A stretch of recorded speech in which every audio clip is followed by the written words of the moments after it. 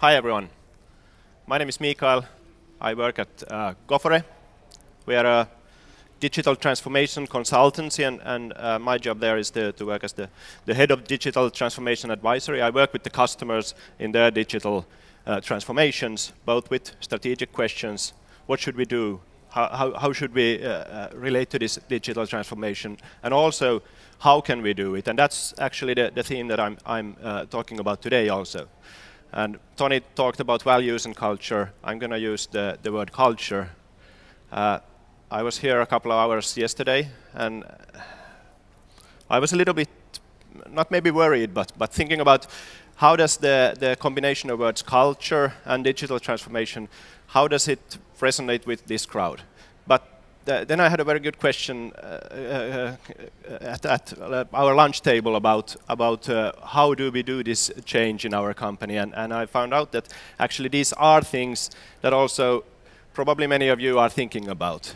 And my background in IT and actually from the very beginning in software development, I think gives me a good perspective on what is needed for companies, organization to change today. What I have found out is that the cultural change of software development that happened, I think, 90s, in the beginning of the 2000s, when we were talking about the Agile movement, the Agile Manifesto, is a very good base for building a culture for companies that embraces change, that is ready for change, that really wants to change, and that is important. But that's what I'm gonna talk about in my presentation. In my spare time, I like to go trekking in the mountains. I'm not that a sporty person otherwise, so that helps me to keep a little bit fit, and that's me in the Italian Dolomites, I think, a couple of years ago. So actually, I don't know what's happened, but I have a very different slide set that I was thinking about here. So I'm gonna have to talk about these things without my slides. Let's get back to that in a while. I think what we all can agree on here today is that we are entering a digital age. An age that is driven, if you look at from a business standpoint, that is driven by technological development, exponential technological development. We are talking about artificial intelligence, robotics, deep learning algorithms, and so forth. Things that provide us with the possibility to create value for customers in totally new ways. We are talking about service innovation. We are creating new kinds of services for our customers, new kinds of value for our customers in ways that weren't previously possible. We are talking about, for example, ecosystems. We are talking about platform economy. We are talking about the sharing economy. We are talking about, and we are recognizing the importance of customer experience. How we use that customer experience as a tool for leading the development of the company. But that also means that we are living in a business environment where everything changes very, very fast. We have new entrants coming into the business environment, global entrants, of course, but also new kinds of service innovations from startups, from the guys talking on the other side of the curtain, the fintechs coming in and revolutionizing the business that you are in. And all these three things, technological development, service innovation, and a rapidly changing environment, means that all companies must be ready for change. And actually, I think, and I assert that the ability to change, the ability to embrace change, both react and also be a front runner, is the most important competitive advantage that a company can have in this digital age. And that is actually the thing that I think calls for a new kind of company culture. You probably all heard the old phrase from Peter Drucker that culture eats strategy for breakfast. And I think in this context that is extremely true. I call that yellow Pac-Man here legacy culture. Legacy culture is something that usually in the organizations is something that has a very long history. It's maybe from the 90s, it's maybe from the beginning of the 2000s, where we're talking about process improvement, we're talking about efficiency and things that are actually not that related to the change that we are seeing today, where we are talking about customer-centric, data-driven, new kind of development ways. And those strategy guys there, those are the new digital strategy things that you are trying to do. You are maybe trying to build some data-driven new digital services. You are maybe working on a mobility strategy, creating new mobile customer experience for your customers, and so forth. And this legacy culture, it actually will, and it has already eaten those digital strategy monsters for breakfast, maybe also for lunch and dinner. So that's what we're talking about. We need to change the culture. We can't have a legacy culture where people are afraid of change. They don't want change. We need a culture where everybody understands that change is the thing that makes us successful.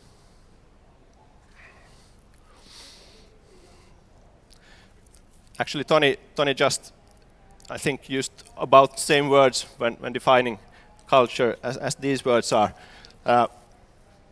In short, culture is about the way we do things around here. And I think when we go back to the digital transformation with technology, service innovation, and the new entrants and the very fast changing business environment, the thing we don't see there is the human element. And the human element is this one.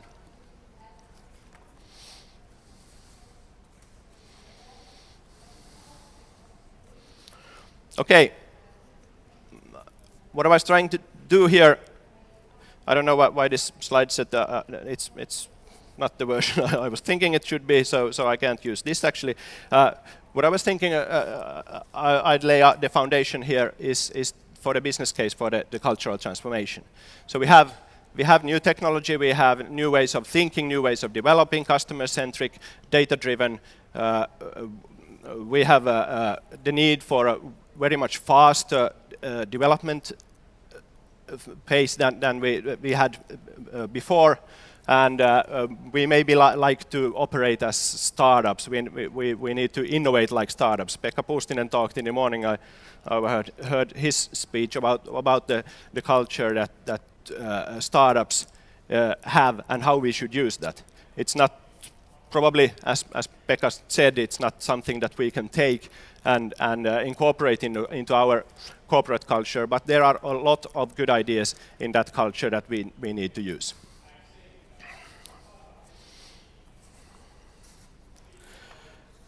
Let's see if we have the slide. Yeah, we have this one. Good. We call this new culture digital culture, and this is the culture that embraces change. It makes organizations work for change, want change, and be more resilient in times of change. At Gofore, we are working with cultural cornerstones that are those 5. We have transparency. Transparency means that everyone in the organizations is entitled to the same information about the organization, about the environment that we are in, about everything actually. So we need to be very aware that the information flow must be transparent. We need to build the tools. We need to build the mindset that all information belongs to everyone. That's the very cornerstone that makes people able to make good decisions in different situations that require fast decision making. We have empowerment, and that's actually something that Tony touched on very much in his last presentation. Empowerment is the opposite of the old command and control leadership mechanism. Empowerment means that people are encouraged to make their own decisions. People are also encouraged to experiment. They are encouraged to also to fail if they learn from their failures, their mistakes. And they usually do if allowed to do so. Empowerment is very important because I think in all of the organizations we have very skilled, we have very good workers working on development that are both creative, smart, see the future oftentimes much better than the leadership do. But they are not allowed to make the decisions. They should be. That's the way we get them to blossom and really get the best out of them. As a third cultural cornerstone, we have collaboration. Those empowered individuals, they don't work as individuals actually. They should work as teams, and we should encourage them to work as teams. They should work as teams in spite of silos, in spite of organizational, structural things. They should network inside the organizations. They should network outside the organizations. They should build their own networks and work in those on their development cases. There was actually a discussion in media last week, that talked about supercoders, the business developers of tomorrow. Super software developers that are the ones that's gonna change business tomorrow. I think that actually has a lot of truth in it. As I said, my background is in software development originally, and I think software and software solutions, digital solutions, are the ones that gonna change business in the future. And those things are gonna, those guys are gonna be the ones that influence business development a lot. But I don't think that we need the individuals, the supercoders of tomorrow. We need teams of guys working together, combining different skill sets, combining design skill sets, combining business skill sets with the software skill sets.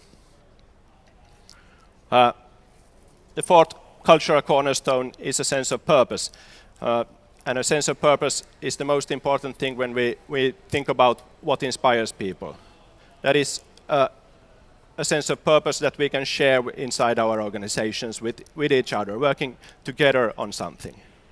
And that is not an easy thing to instill in an organization, but I think in every business you can find things that are purposeful, that you should explain to the people why they are working on, why they are not just cutting a stone, why they are building the cathedral that you're trying to do in your organization. The fifth one, discipline, resolve, actually an attitude to get things done. None of this matters if the idea with the people is getting things done, being successful.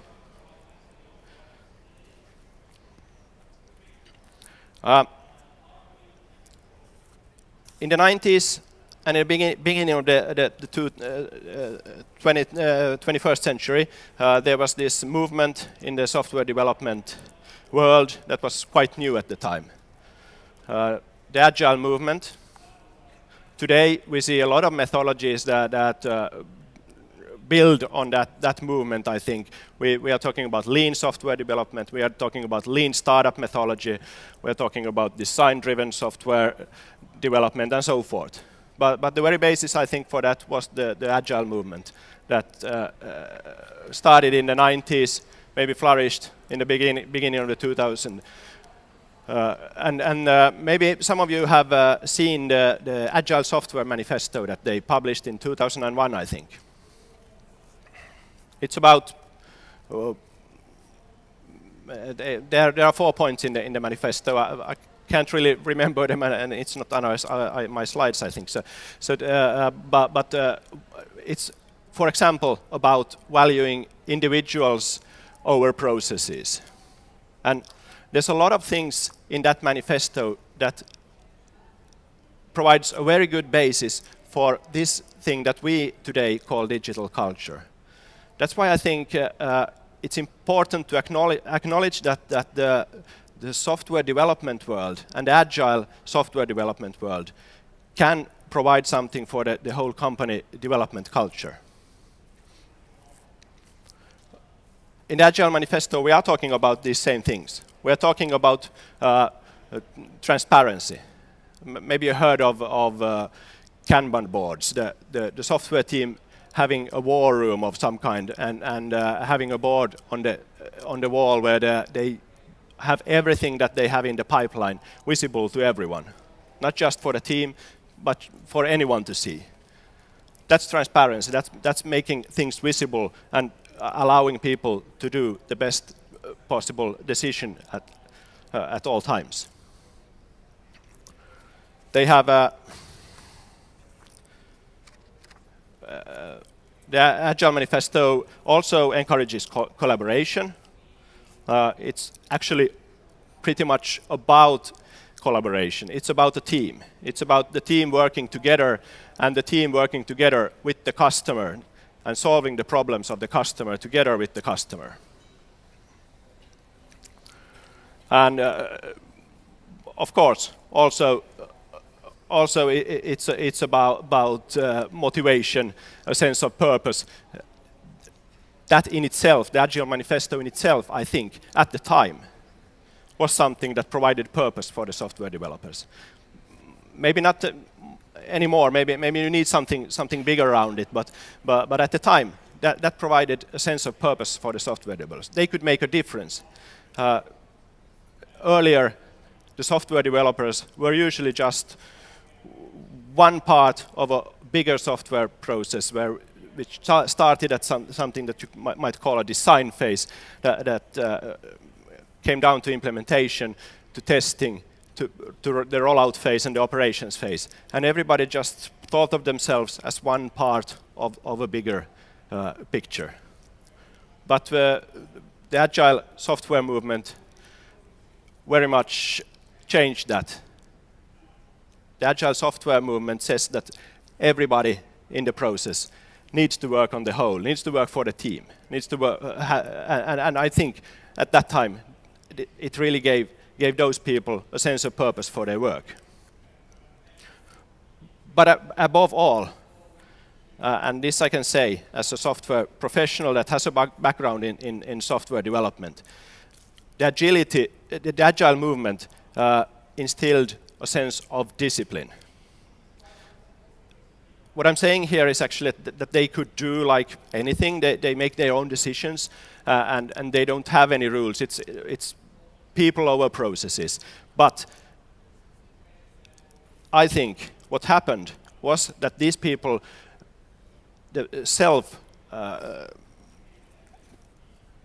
had their own set of rules that they all followed, because of course they noticed in the teams that they can't all work on whatever they want. They need to be disciplined and have a common sense of rules. And that's what was maybe the most important thing that changed in the software development industry. People taking responsibility for their actions, really understanding why we have rules, not just rules for rules, but really having rules that matter.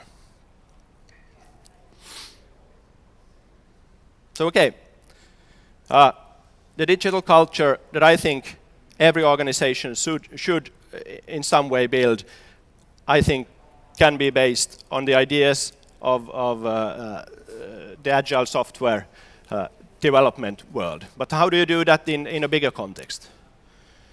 There are, I think, many ways, but one way that I have been discussing with a lot of customers is actually a three-part process. First, you first you need to, of course, decide that we need to change our culture. We want to change our culture. That needs to come from the in a legacy culture, that idea comes from of course, the leadership.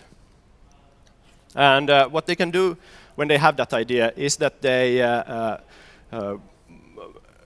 build some kind of lab or hub or whatever they want to call it around these agile software development ideas. They might call it internal startups. They might call it autonomous teams that work together on something that's going to change the organization. Probably they're going to need some kind of protection and shielding from the legacy culture that is in the organization at that time. And maybe they need to be located somewhere outside the company, or maybe they need some other kind of protection. They need strong leadership from someone in the management group.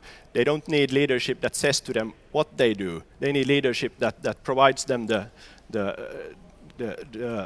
empower them to do the things they want to do. And when you see the good results from working with this, they can't change the whole company, of course, because they are working just as a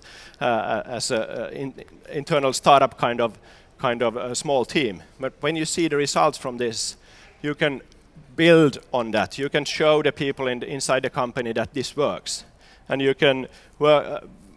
What I've seen oftentimes is setting up bigger business development programs that are driven, for example, by the chief digital officer, maybe by the CIO if that's a strong role in the company. Across the silos, not inside the silos in the organizations, across them, and working on something bigger than the internal startups, broader, deeper, from if possible, from the strategy phase to the implementation phase and all the way to the operations phase, really changing the company. And if that's successful, then I think the company will see and understand the need to embrace change. They will understand that this is the way for the future to go, and I think that is the basis for really changing the whole company culture and making it digital. So that was the case. Sorry for not having the correct slides. That a little bit difficult for me to talk, but I'm going to be here today, and if you want to discuss these issues, I'm going to be at the Gofore stand here. So please come and see us. Thank you.